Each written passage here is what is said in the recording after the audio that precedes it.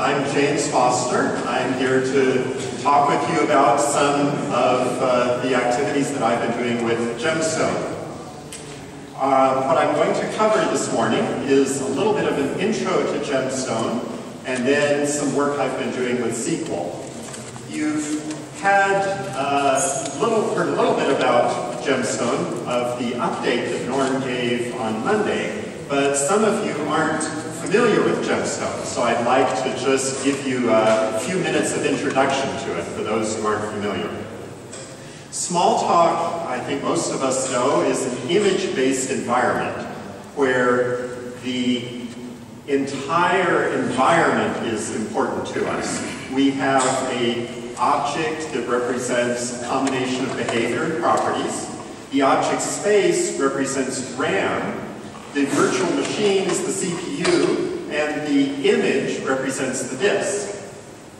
With that all-inclusive sort of environment, you step into this magical world, and development is by modifying existing objects. And when you want to save things, you create a snapshot or an image.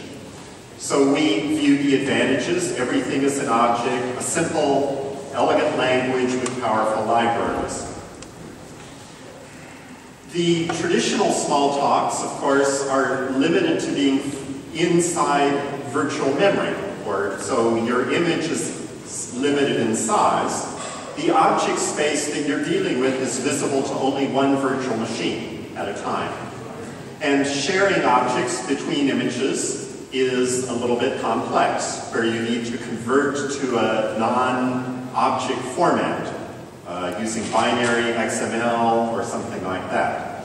And if you export and import, having the same identity is a bit of a challenge. Of course, if your virtual machine exits, you lose your object state. GemStone Smalltalk is a multi-user object space. It is scalable, concurrent, and has user-based security. It's a programmable object server, large-scale object space with transaction semantics and built-in system management. Scalable, thousands of concurrent sessions, VMs on hundreds of hosts, object space and limited by the size and availability of your disk, thousands of transactions per second. Concurrency, multiple user sessions can be active. Each user can have multiple sessions. The namespaces are available that can be separate or shared on a per-user basis and per login basis. Object changes are made in a database-style transaction with the full ACID properties, and there's concurrency controls available. User-based security is there. Login has a password. Namespaces can segregate different areas that different people are working in. And then system operations are based on user-assigned privileges. Then right down to the object level is security. Read and write. So if you do not have access to read a particular object, then an attempt to read it will cause an error.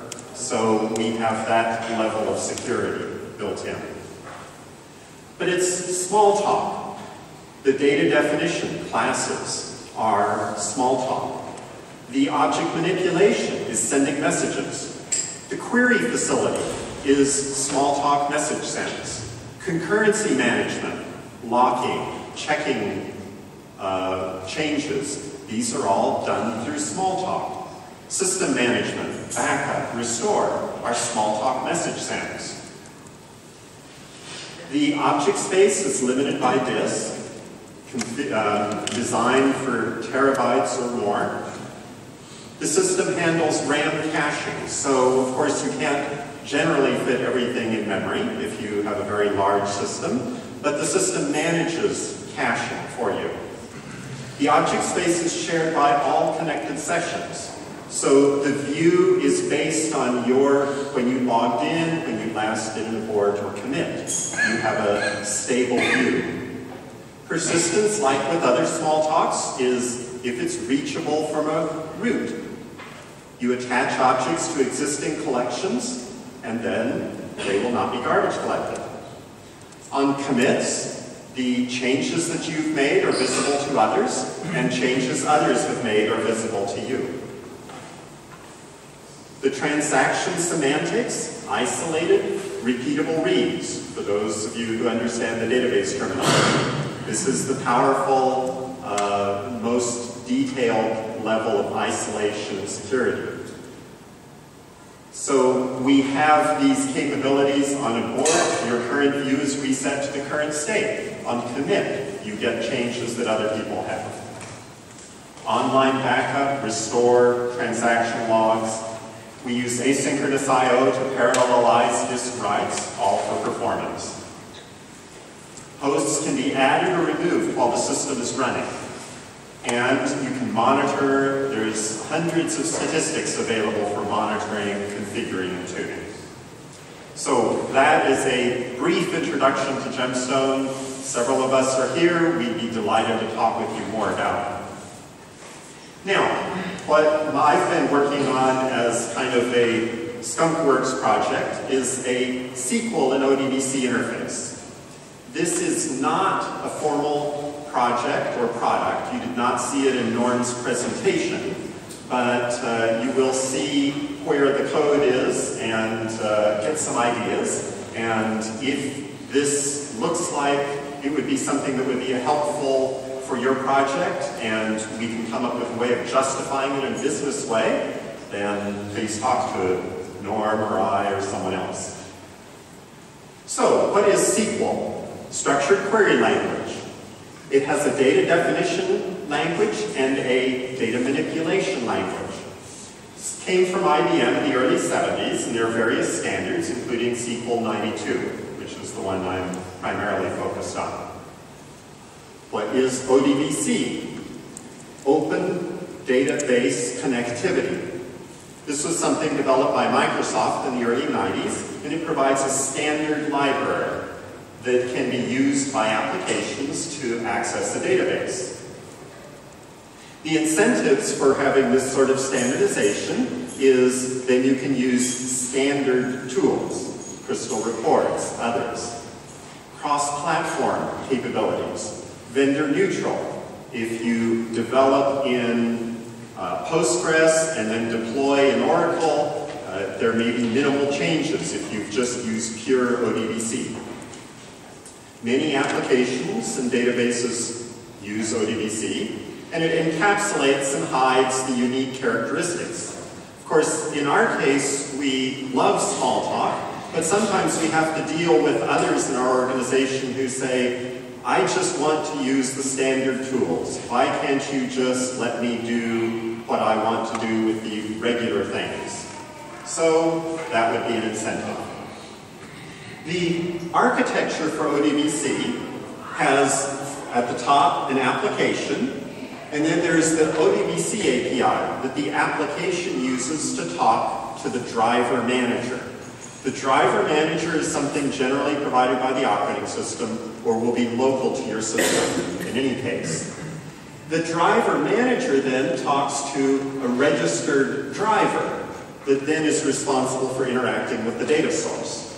And so a database vendor, or someone wanting to provide this sort of capability, is responsible for providing the driver to take commands from the driver manager and interact with the data source. The vendor would supply a setup executable that would install the driver, register the keys, copy the DLLs. And in Windows, for example, there is a data source administrator and a place where you fill in database-specific information. And this dialog box is something that the vendor, the database driver system will provide because it's database-specific information. The driver then needs to support connect, execute, fetch, disconnect. About 50 different functions need to be provided by the driver. And with that, one can interact. So, I have something called configuration of SQL Evaluator that's available on the smalltalkhub.com in the Petit Parser package, Petit Parser. So, let's go briefly to a demo.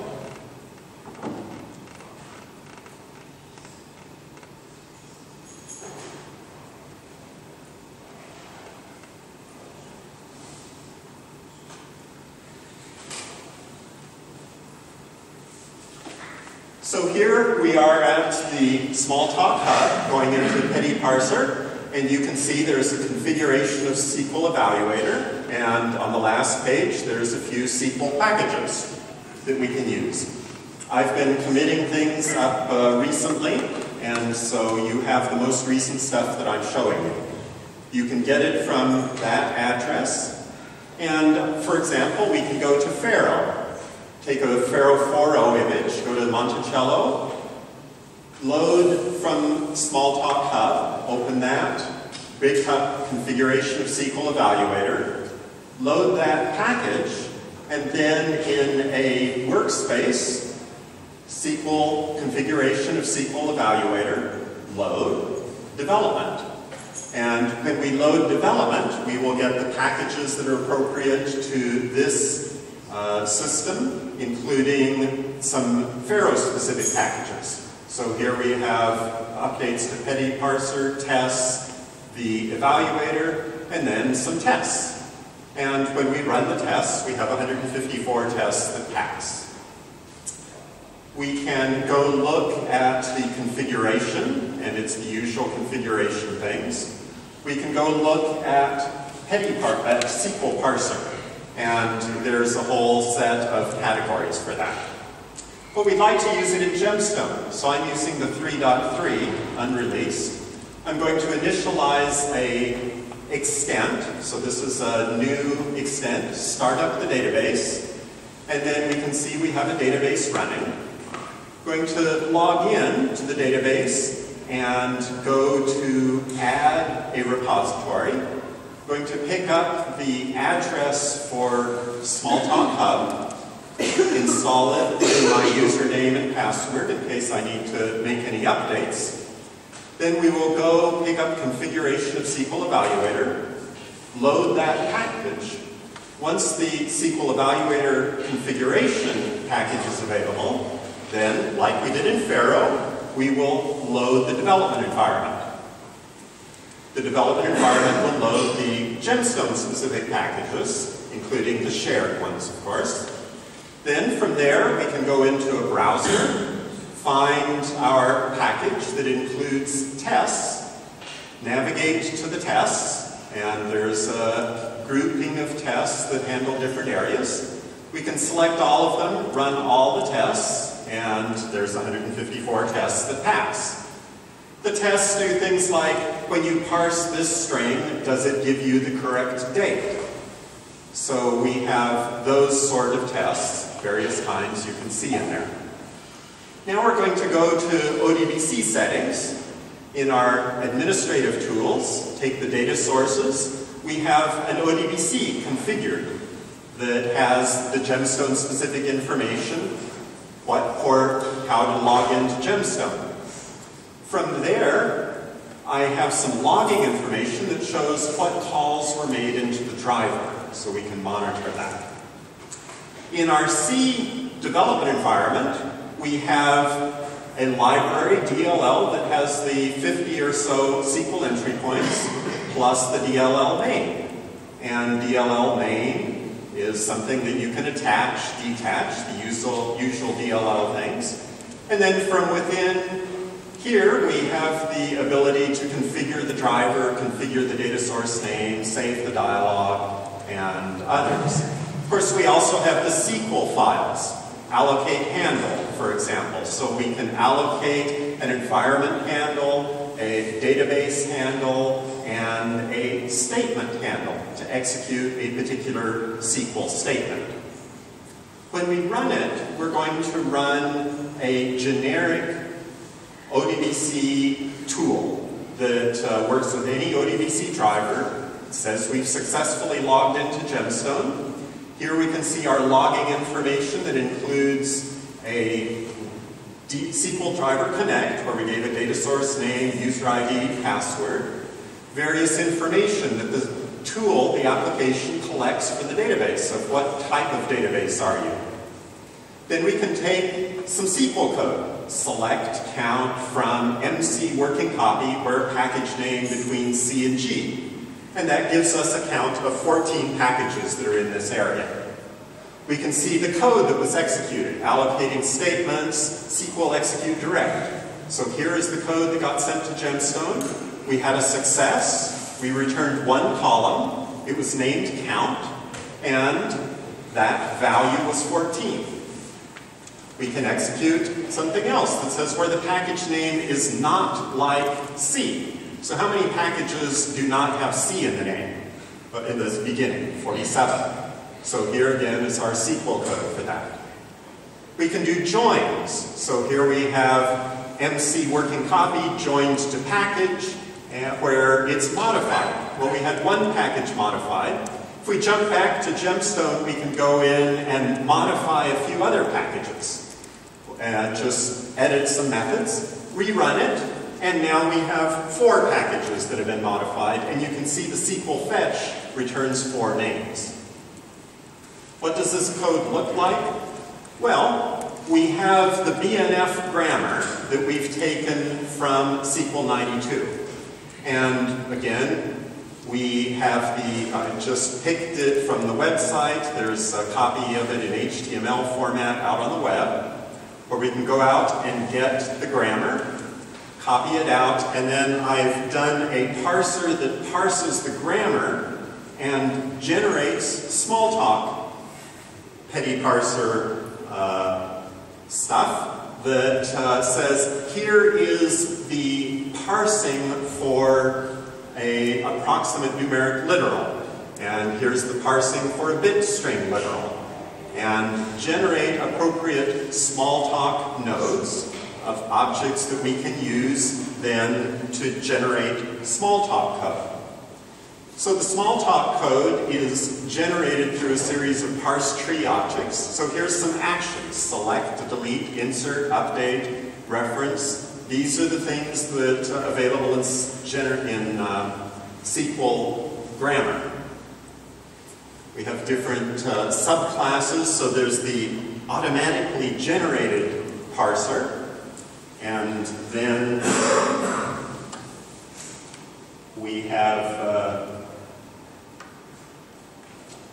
so we can then run, if we'd like to see what the Smalltalk code looks like, we can run one of the tests.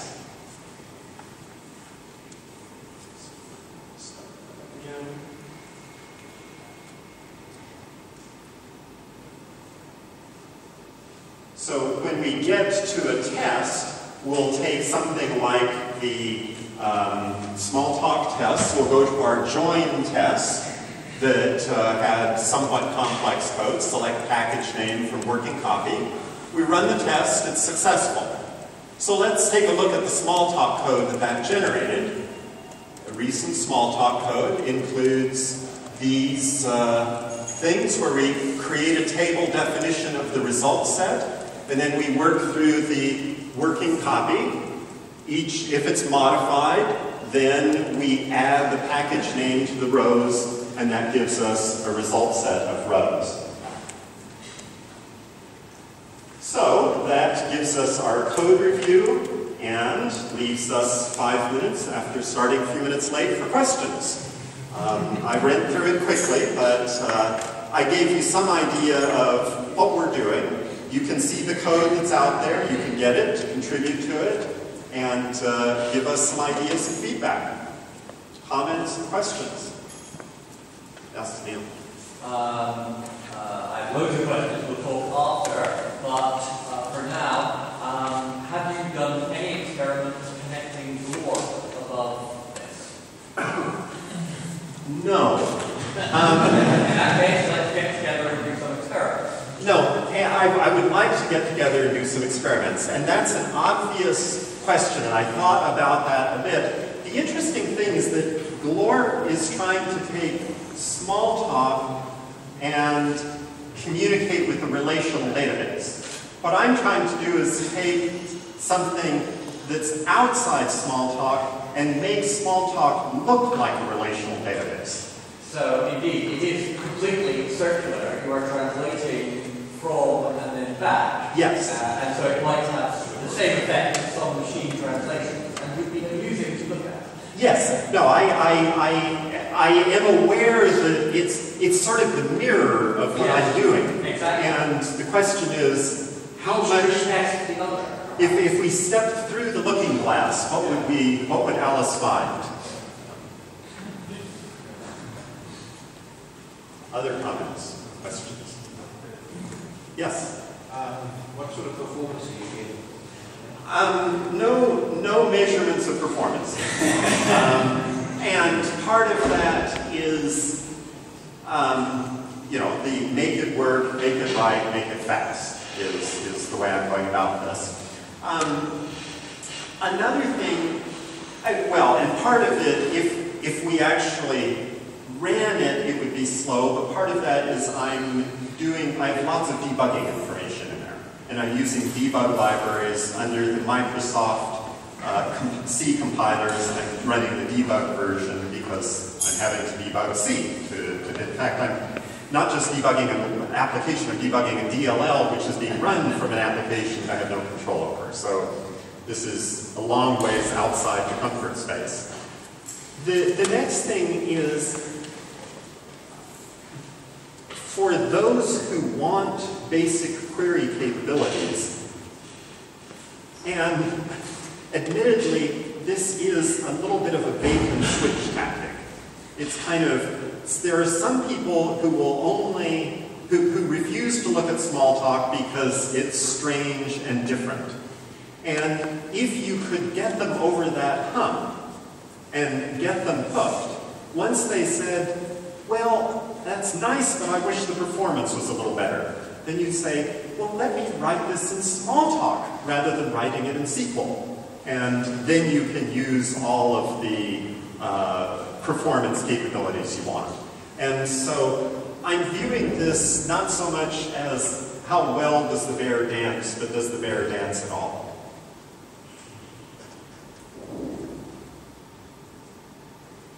Anything else? Well, we'll let the next presentation get started.